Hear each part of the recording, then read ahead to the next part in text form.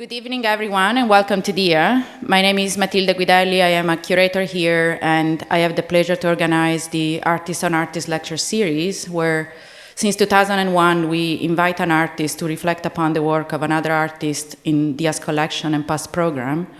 And it is a great pleasure to introduce tonight's event, featuring Charles Atlas on Merce, Cunningham.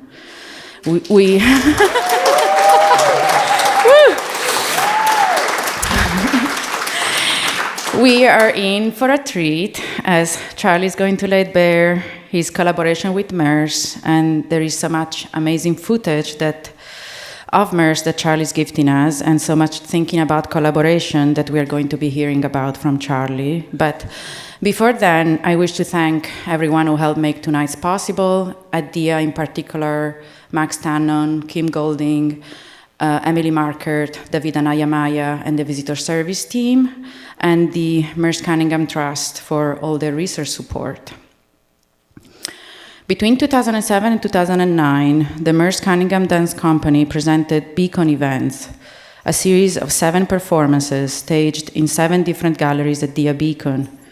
Cunningham passed away just after the conclusion of the series, and stones from his and John Cage's collection are resting on the DIA Beacon grounds in memoriam.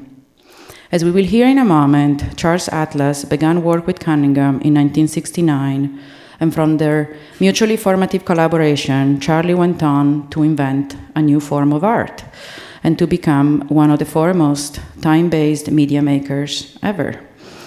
His body of work counts hundreds of films, videos, and installations, and in most recent years, Charlie has been showing them in exhibition spaces, exploding them, so to speak, and making them into a walk-through experience. A screening series of Charlie's work will be presented over 10 evenings this May and June at Anthology Film Archives, and a retrospective of his work will open at ICA Boston this October.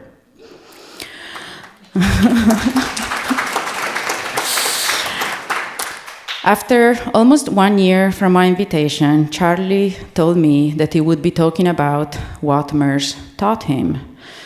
And so I've been thinking about what Charlie taught me. He will say that he learned how to see dance from Merce, but generationally, I have learned how to see Merce through Charlie. I learned from Charlie about collaboration, which is an empty word until you fill it up with a creative partnership. Another thing I learned from Charlie has to do with framing and what Charlie has done with negative space. And negative space is a figure and ground question, which is a question of power. What do you do if you have a camera and start thinking about bodies in the frame? What do you do with negative space? And we can see what Charlie did, how he used that space with grace and beauty, never to compete, but always to elevate, and at the same time, comment upon and create within the presence of others. Charlie once said, "I'm using video to not upstage the dance." And that's the continual problem, because it's very easy to do. But I never want to take over, because the dancing is so beautiful. And so without further ado, please join me in welcoming Charles Atlas on Merce Cunningham.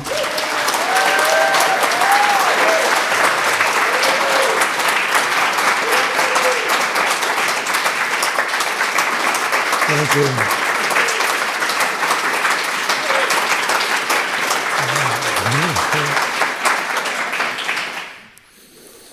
I miss Merce Cunningham. I miss Merce as a dancer, as a choreographer, as a collaborator, as a teacher, as a mentor, and as a friend. I have put together a compilation of clips of Cunningham dancing, which will be projected on the side walls throughout this presentation. The dance critic Alistair Macaulay described Merce as follows: American modern dance's equivalent of Nijinsky, the long neck, the animal intensity, the amazing leap. And in old age, when he could no longer jump, he remained a riveting, dramatic performer capable of many moods.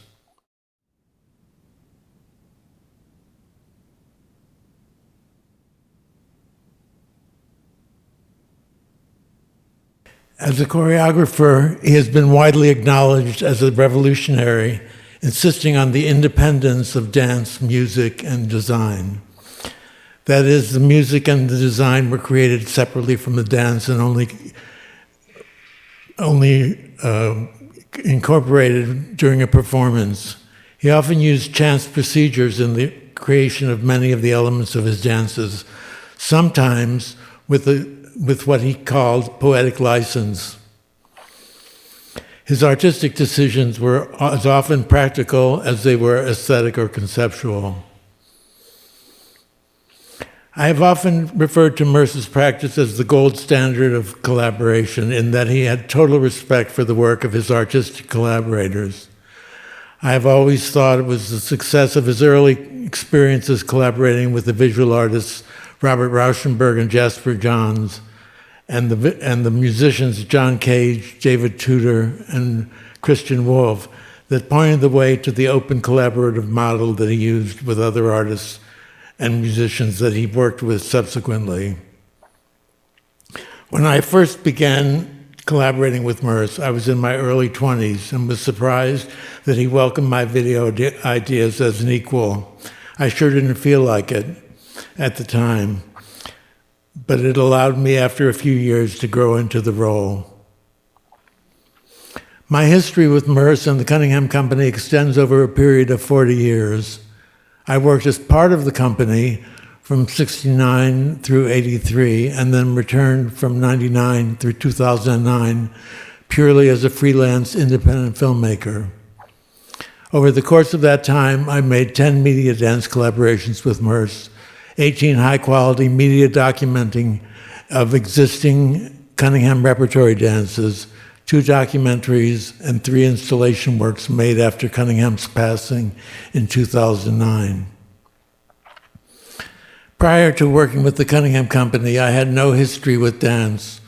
The first dance performance I ever went to was at the Brooklyn Academy of Music to see a performance of the Cunningham Company because I was interested in Robert Rauschenberg and his collaborative contribution to the performance.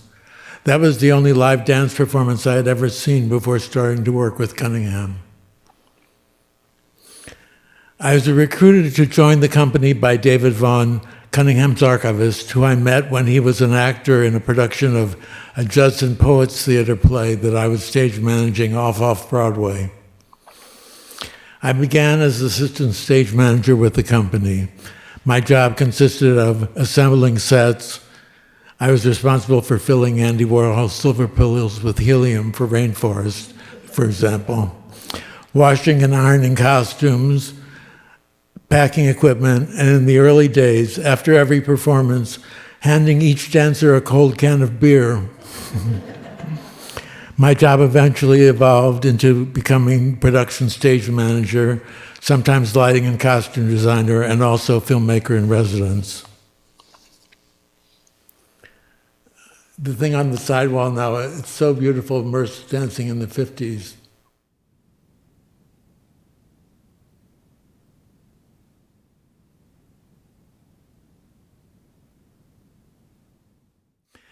While on tour with the company, beginning in 1969, I always brought along my Super 8 camera, and I was shooting at every opportunity, making what I thought of at the time as home movies.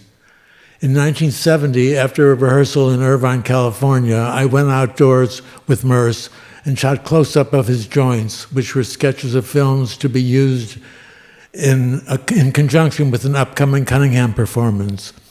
Although I later made more formal 16mm versions of these films of his joints that were actually used in a performance, I always preferred the more informal Super 8 versions. Here's an excerpt from a Super 8 film of his elbow in 1970.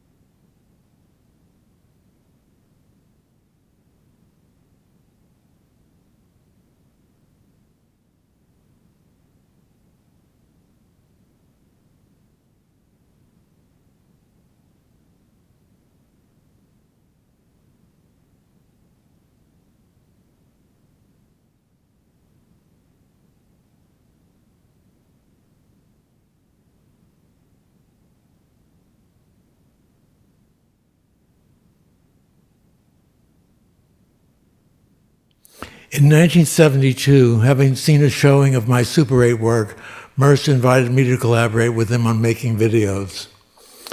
It was John Cage's idea that Merce make videos. John thought that Merce could stop touring so much and just send out the videos of his dances instead. He thought this would allow Merce to stay home more.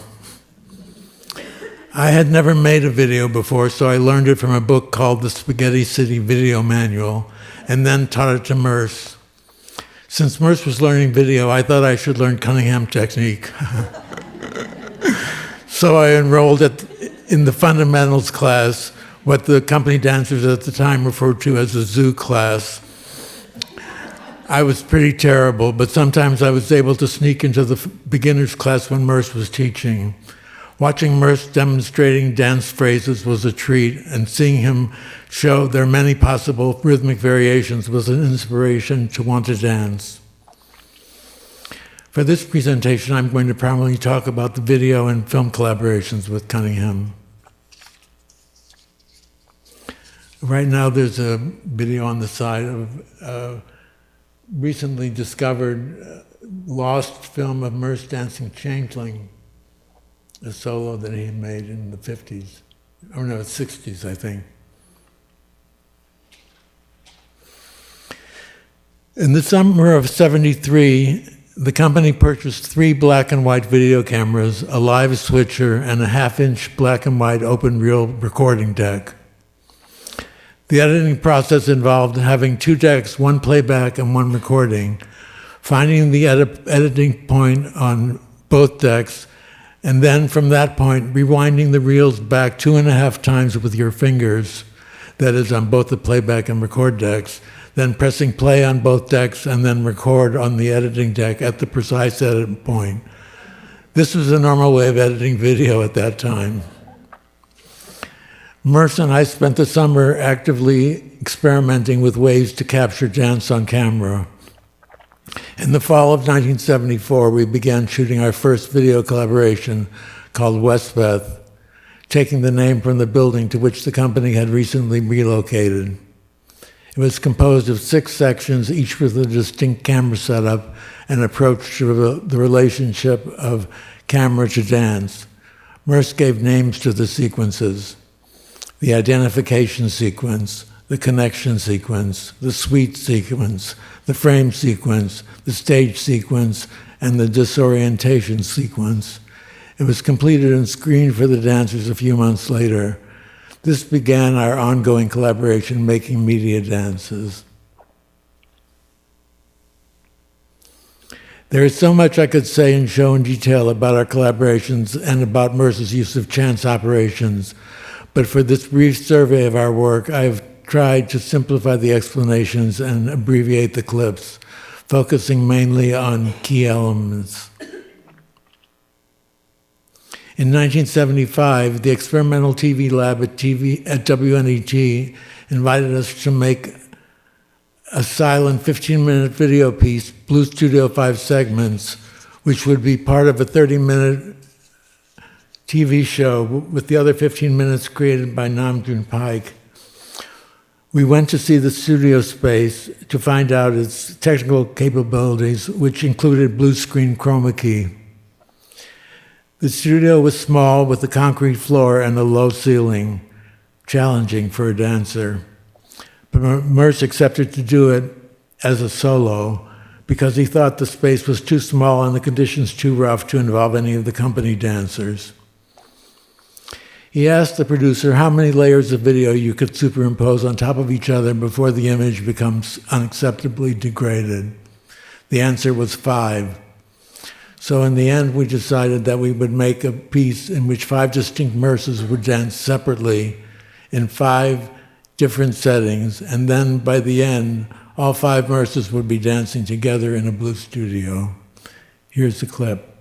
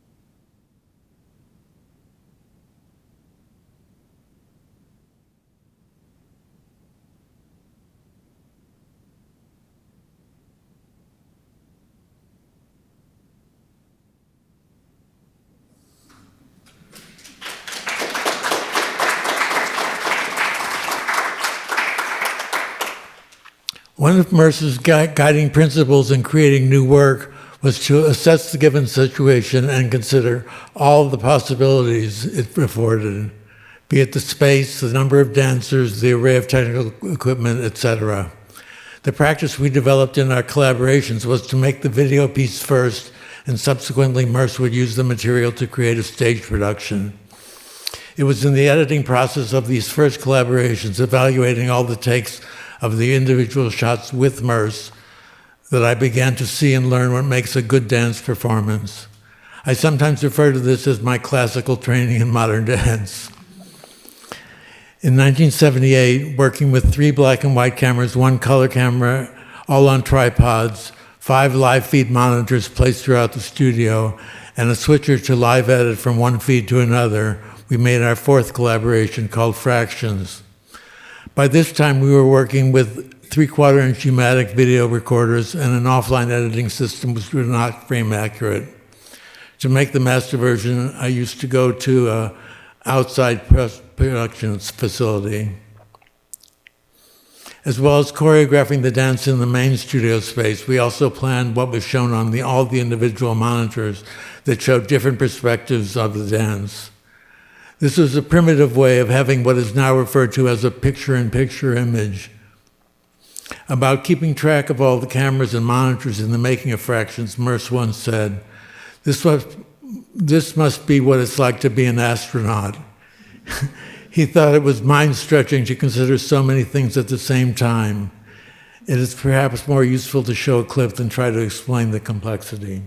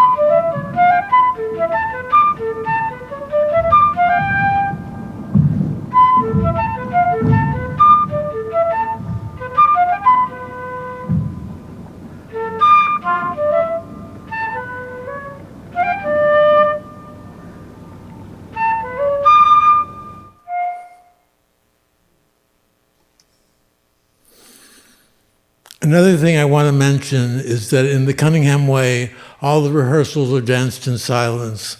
Therefore, all the shooting was done in silence, which is why you can hear the footfalls in the video.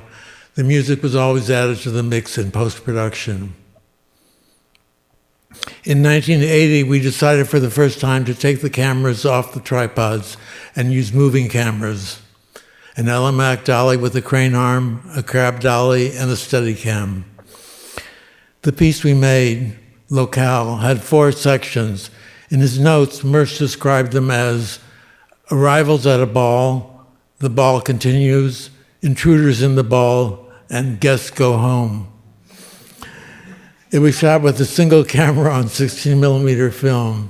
The film camera had a video tap so that we could immediately play back what we were shooting and could make necessary adjustments. This was the first piece where we pre-planned most of the edits in detail. I made a short documentary about shooting the first section of the dance, which was the single continuous Steadicam shot that lasted for 5 minutes. In this case, the first step we took was to map out the trajectory of the camera to have the maximum variety of angles in the studio, and then Merce created the dance choreography for the camera space we created.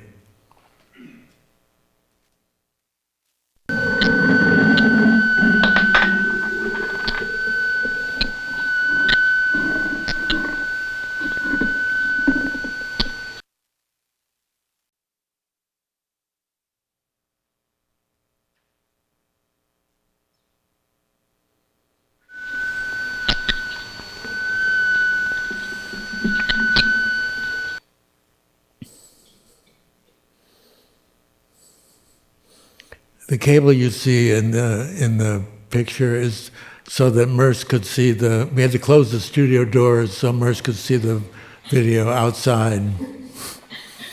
And we had an elaborate system of pulleys to take it out of the camera shot.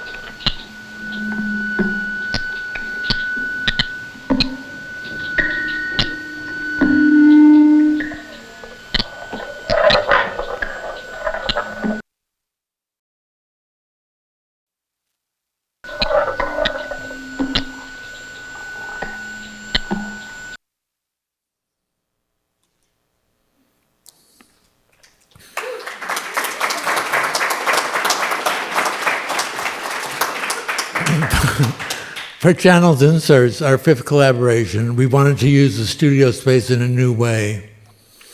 The video idea for me was inspired by the wedding scene in the film The Godfather, where at the wedding party we see things in different spaces that were going on simultaneously. Channel's Inserts uses all the distinct spaces available in the Cunningham studio: the large studio, the raised stage, the small studio, and the reception area. The piece often cross-cuts between these spaces. In general, my job was to figure out how in the film we got from shot to shot. What happened in the shot was generally up to Merce. I designed the costumes to reflect street clothing and to keep with the coupled nature of the dance.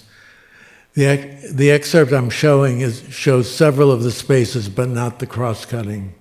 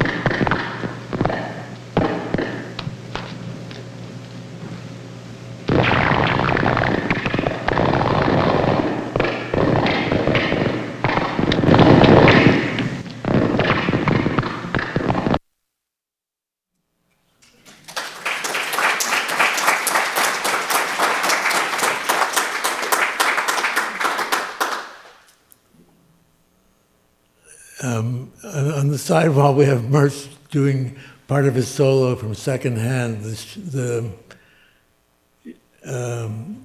dance that he made to the Socrate by Satie. Although the Satie Foundation would not give the company the permission to show it, so to use it with the dance. So John Cage composed a new piece that's exactly the same rhythm as the Satie, and they called it Secondhand.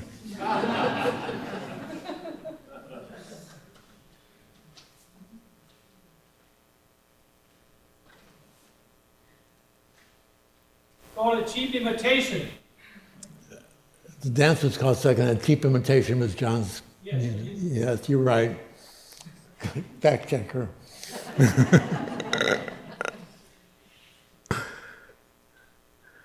In 1984, we felt we had pretty much exhausted the possibilities of the space at the Cunningham studio, and I found a large space with a wooden floor at the Synod House at St. John the Divine on the Upper West Side.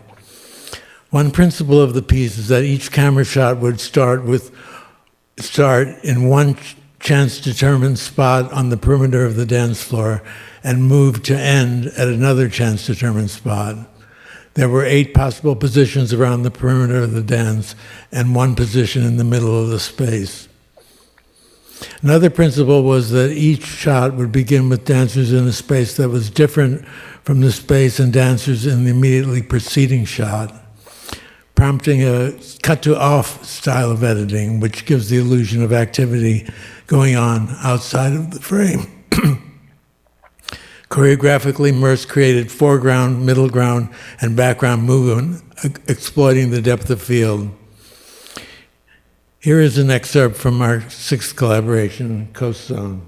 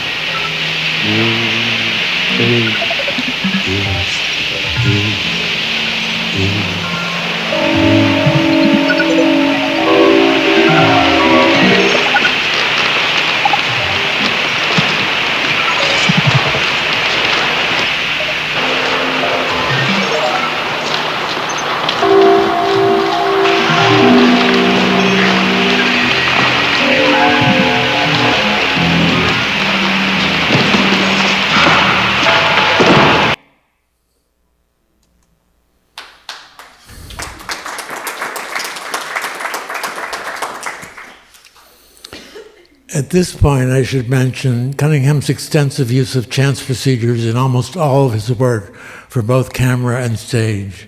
In Coast Zone, for instance, chance could determine the position of the camera, the number of dancers in a shot, which of a predetermined number of dance phrases the dancers would perform, whether they would be in close-up, mid-range, or far away, even the degree to which a head turned in close-up. The chance procedures that Merce always used in planning a dance sometimes had to give way to practical changes that we needed to be made in the shooting process to make something work on a practical level. With each of the pieces you've just seen, there was a progression of complication in the exploration of the possibilities of combining dance with camera. Each piece began with a question that we explored while making the piece, and each piece depended on the discoveries of the preceding pieces.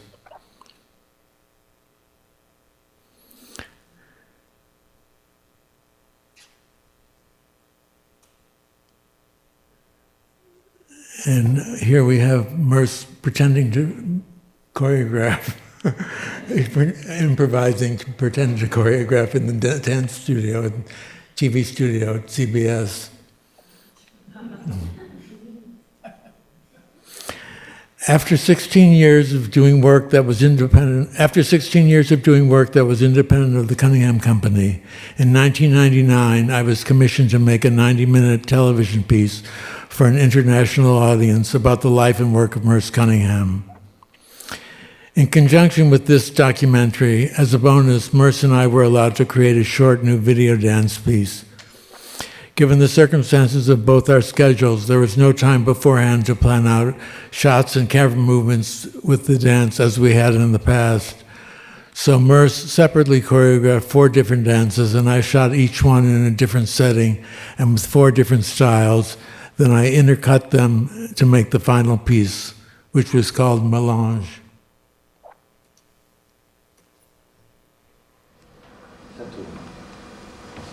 Camera, go.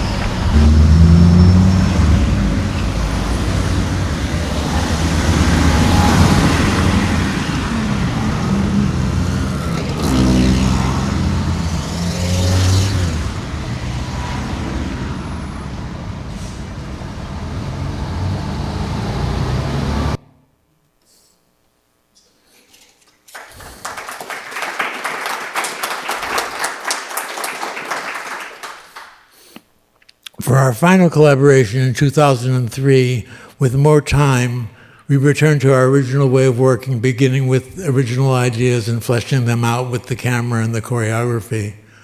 We shot most of the piece back in the large Cunningham studio, made over with a fresh coat of white paint. The video is called Views on Camera. The clip I'm showing was shot with a handheld camera, and the interactions between the camera and the dancers were spontaneous rather than predetermined, and the spacing for the dancers was relatively free. This is one of my favorite shots in all of our work, which I never could have made without having made all of the previous pieces. Merce described the process as trying to capture butterflies.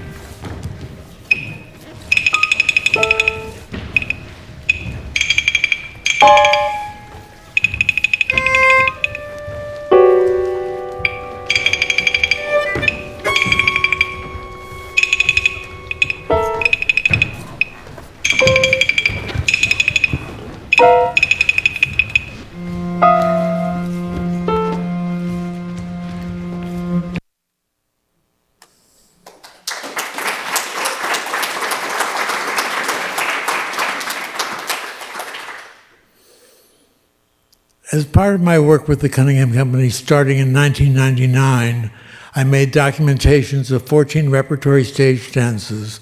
For the first two, I used a 3-camera setup. For the next bunch, it was a 4-camera setup. I normally placed all the cameras in the middle, none in the corner angles, and there was always one camera that filmed a wide shot of the full action. For the last piece, Ocean, performed outside in a stone quarry in the round, I used 5 cameras. It was the only piece that I had to shoot with a live audience because the audience was background for the dance.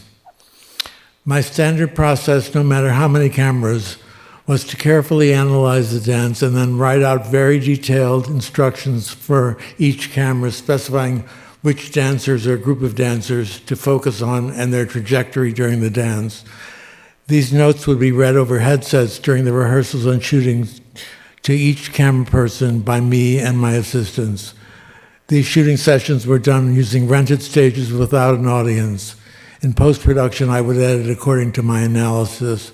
The goal was to produce watchable television quality pieces that could also be used for reconstruction. Here's an excerpt from Biped.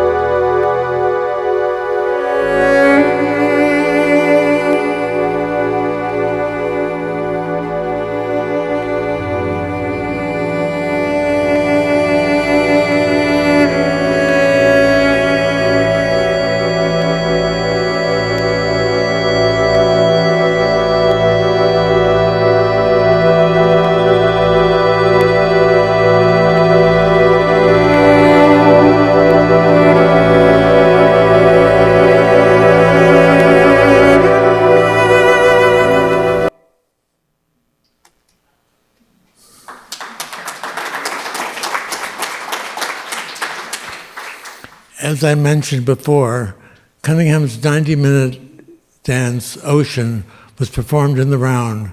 For the shooting, it was performed outdoors on a constructed stage in a stone quarry outside of Minneapolis. A 100-piece orchestra arrayed in a circle above and behind the audience performed live. It was the only dance of those I documented that was shot in performance because the audience was the background for the dance. I used 5 cameras placed all around the dance to capture the dance from all angles because there was no single designated front. Here is an excerpt from the film of Ocean.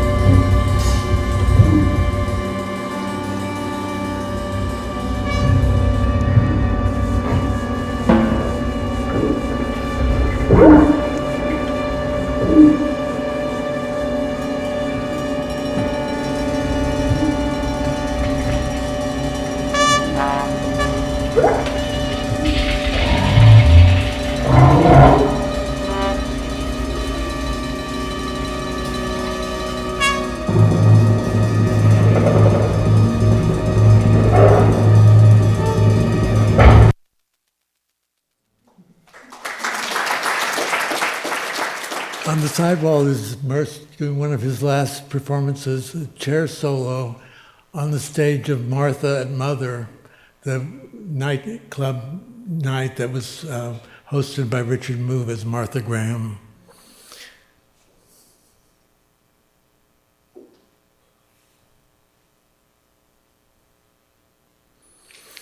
When I was making the TV documentary A Lifetime of Dance in 1999, Merce was 80. I asked him if he wanted to dance in the film, suggesting that he might want to do a hand dance like Charlie Chaplin in The Gold Rush. He replied, "No, I'll do a full body dance if you'll find me the kind of music that if you hear it when you're riding in a cab, the people walking in the street look like they're dancing to it." Here is the result.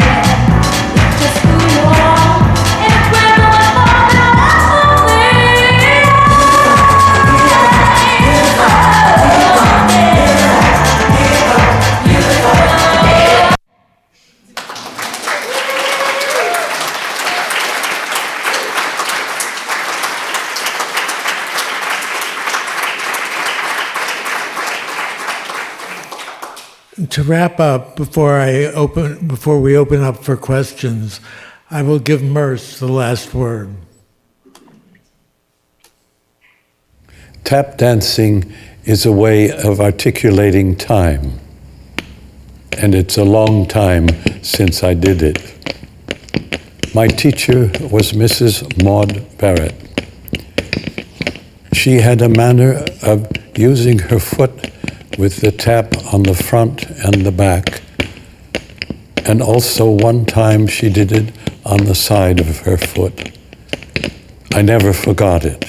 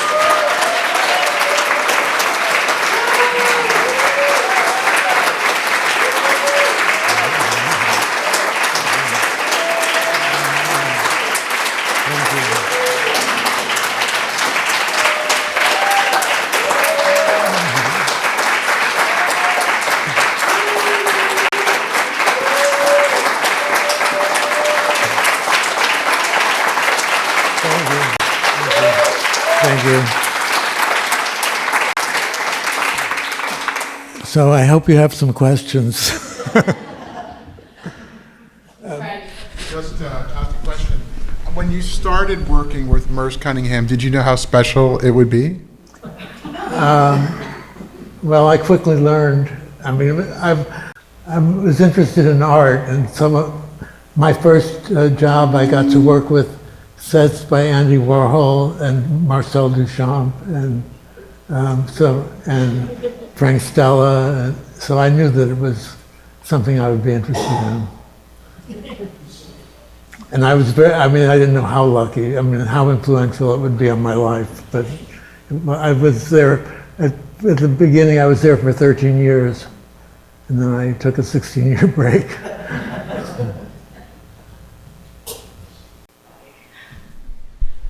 In your own work, your own video and film work, how much would you say you really plan, and how much do you really let chance? I don't do preliminary chance notation and chance procedures the way Merce did. I like to have, when I'm working with dance, I like to have fun in the shooting and knowing that I'll edit it later. So I like it to be pretty loose in the shooting. I mean, I have very definite plans, but I leave room for spontaneous things to happen. At the end, what's the best way to film dance?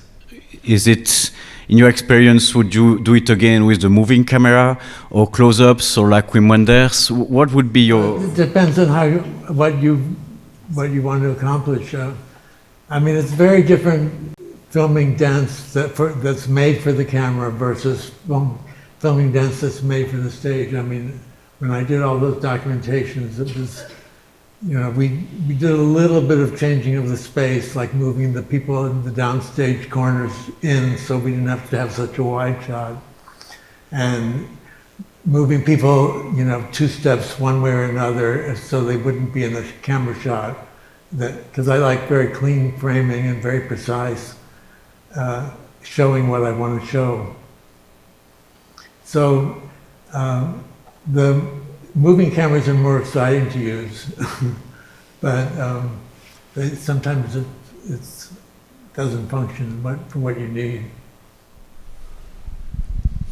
Towards the end, like those last videos that you share that he's dancing, like the cab driver song and the one with the feet, the tap, how often was he dancing, like in his life, in his own practice?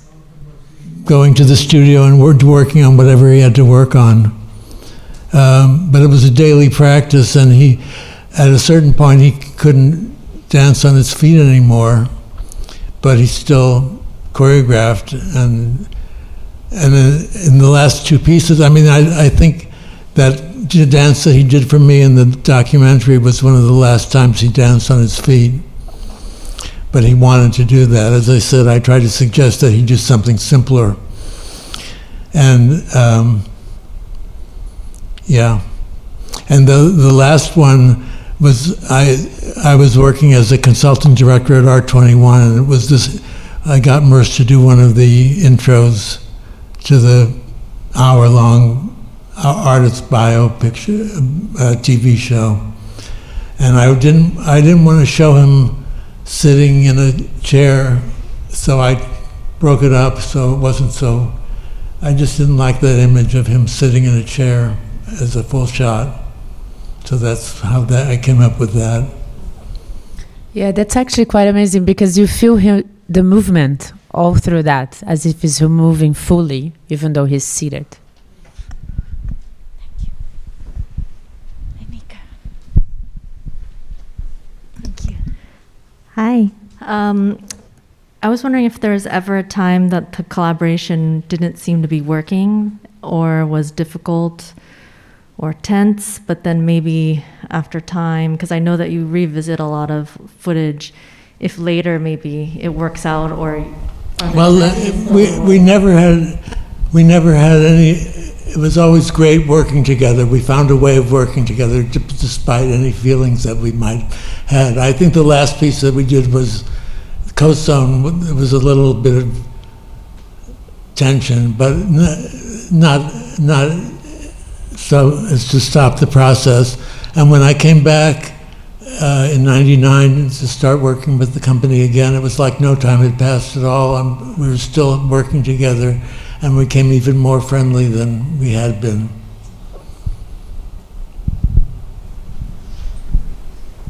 Thank you. Hi, Charlie. Hi. The piece before Channel's inserts, where you Locale, where you are filming yourself filming. I wasn't. There was another camera outside of me filming it. Could you talk a little bit more about that? How did you have the insight to film yourself with those innovations? Well, I thought it was an interesting process to see, and we had an extra camera, so I had him shoot the making of, and then I edited together. Well, it's so incredible that you captured that moment of really starting to work with the camera, moving through the choreography where the camera becomes part of it. Well, I also found out, this was the first time I'd ever used a Steadicam. I rented it from Camera Mart, and it wasn't widely used yet. And that summer I went to a summer institute that was where the person who invented the Steadicam was teaching Steadicam, and I found out that in the film I'm using it backwards. So instead of making it easier, it was harder. Thank you.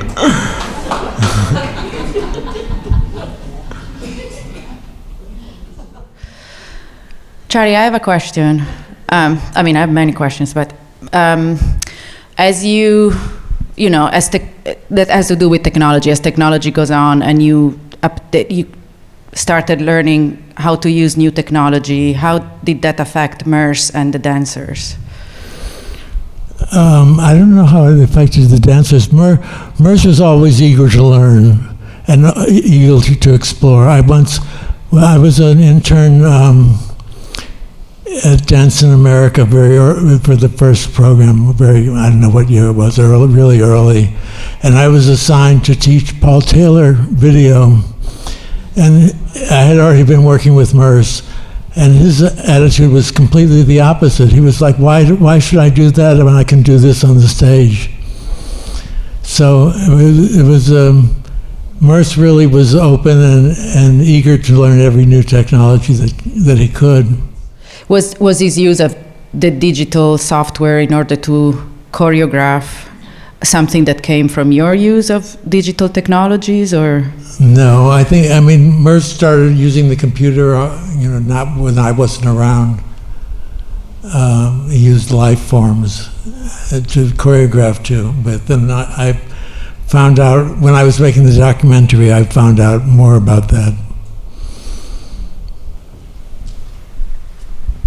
I'm curious how much your work with Merce informed your work with Michael Clark.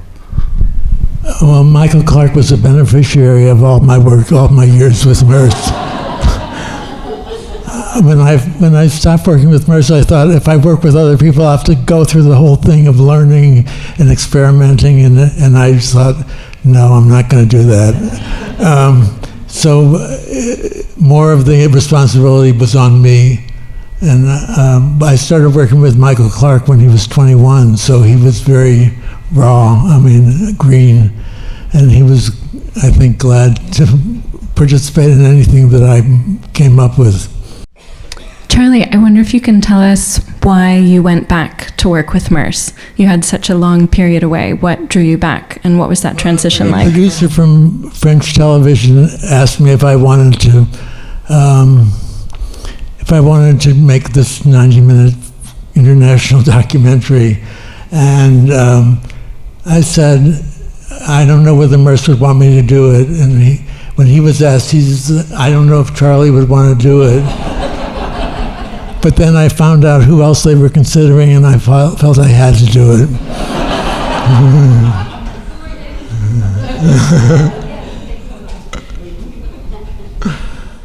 That close-up 8mm elbow shot, you said it was for a piece.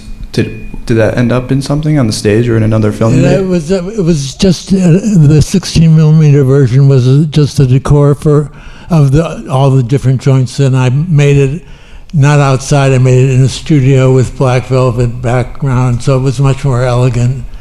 But I always preferred the Super 8 version. So the first installation I made after Merce passed is called Joints Quartet for Ensemble, which is 4 channels of the joints on 10 different monitors with changing light shadow with John Cage music. So that's how it got finally used. Hi.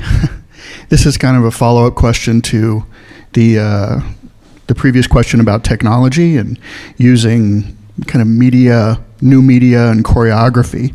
And it might be impossible to answer, but how do you think Merce or you or your other collaborators might have chosen to work with really contemporary digital technology like motion capture, 3D body scanning, virtual reality, stuff like that? Well, Merce worked with motion capture in a piece in Biped for the figures with digital artists, and I've worked with motion capture when in Spain with a Spanish choreographer. And the most recent thing that I've been involved with is doing live video editing and live video capturing during a dance. And the most ambitious thing that I did was a few years ago with Rashawn Mitchell and Silas Reiner called Tesseract. And, it had the section, the live section had, 3 live cameras on stage, and I was mixing on 2 computers, and it was projected on a scrim that was covering the front of the stage. So you had to watch the dance through the projection. And I also made, in conjunction with that collaboration, we made a 3D movie, which I had always wanted to make, so that's another technology that I got to explore. Can these be viewed anywhere? Well, the series that I'm having at Anthology, we're hoping to show the 3D film. Did you work with John Cage too? Was there conversation between you and Merce about the process? No, I really collaborated with Merce. John collaborated with Merce too, but it was an independent strand. Would you like to tell us about, you started discussing Merce's use of chance, but you told me a nice story about the difference of the use of chance in Merce and John. Oh, I always said that John was a Protestant and he was very strict and never cheated. Merce was a Catholic and he cheated.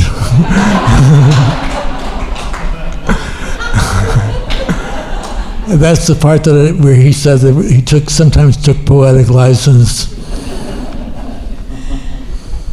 Okay, if we don't have any more questions, Charlie, thank you so much.